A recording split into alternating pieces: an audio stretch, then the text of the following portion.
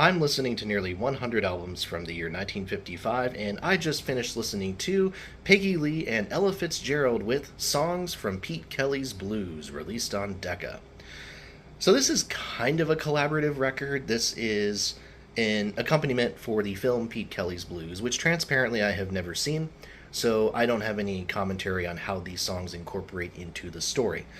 Like a number of the pseudo soundtrack records, these are not the versions of the tracks that were included in the movie. These are re-recordings, and really, this is kind of a Peggy Lee solo album. But Ella Fitzgerald comes in for three songs on the second half of the record, so it's kind of a collaborative effort.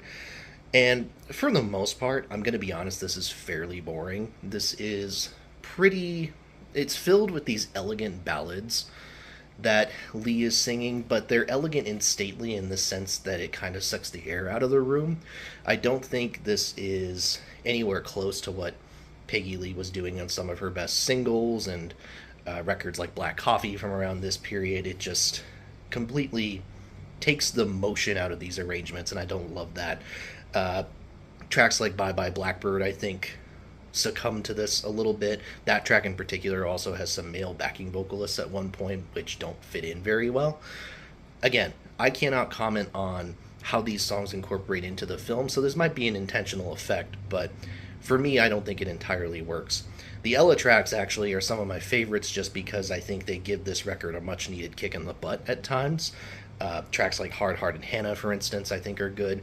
But even then, the Ella tracks are fairly trivial ultimately.